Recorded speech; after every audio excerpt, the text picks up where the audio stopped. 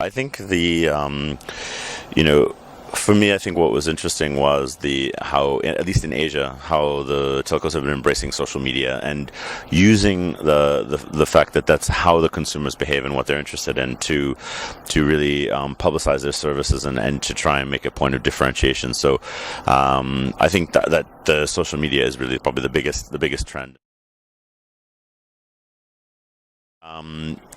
Asia is always about value, so there always has to be a reason why you're with this company, and value-added services are incredibly important. So what I've seen is just an increase in those kinds of things. But what I've seen in Asia, which I hadn't seen in a lot of other countries, was more flexible plans, more flexible service, more value service. Meaning that if you don't use, if you don't talk very much on the phone, then you have a very different plan to somebody who actually likes to talk on the phone.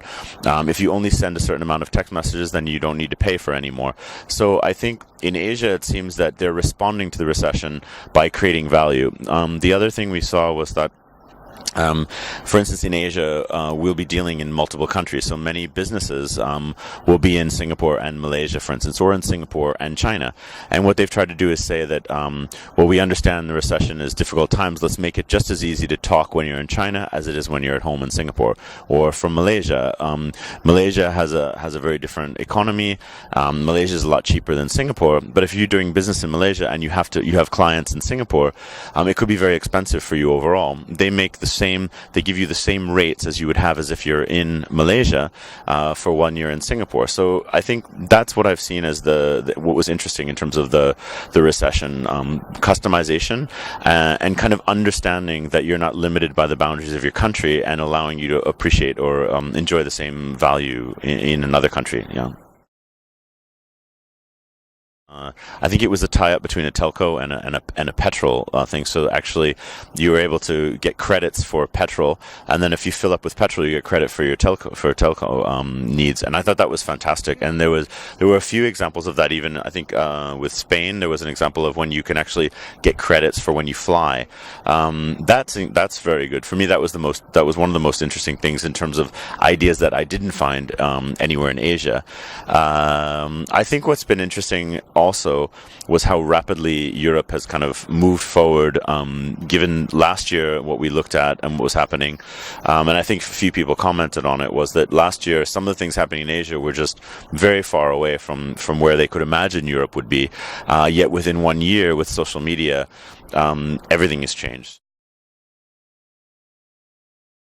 And I think that the difference is that I don't think in Europe many brands are seen as a friend, and friends fit in the social media space.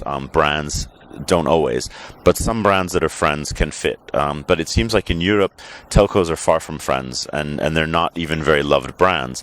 In Asia, seems to be that they're very well-known brands. They're very relevant brands because they're who you select as a telco provider almost defines who you are. They have very different personalities in a lot of countries, and it shows that you've made a clever choice. If you're with one that has very good plans and is very economical and pragmatic, that appeals to the Asian mindset. So it's interesting to see how that's really changed as well.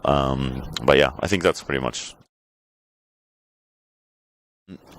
In Malaysia, for instance, the telcos were promoting the use of Facebook or Friendster and being tied in with their mobile service. So they actually talked about it from the Friendster or Facebook point of view instead of about themselves. So they actually did a huge ad, which was pretty much a Friendster ad or a Facebook ad. But what they were was the heroes that offered it to you on mobile. Which is interesting also, given that in Indonesia, because people didn't have very good connectivity on the internet, they were using mobile internet. So that's grown very much. So I think that was very interesting to see the number of people, and that was actually amazing to me, the number of people in Indonesia that are on mobile internet because of social media. Without it, it was all news, and you can be in touch with the world and whatever. And they were kind of like, yeah, whatever, somewhat entertainment, not interesting. But now with social media, now they're interested in mobile internet. So I think across Asia, adoption and the take up of mobile media and mobile internet has become huge because of social media. I think social media caused the real benefit to consumers.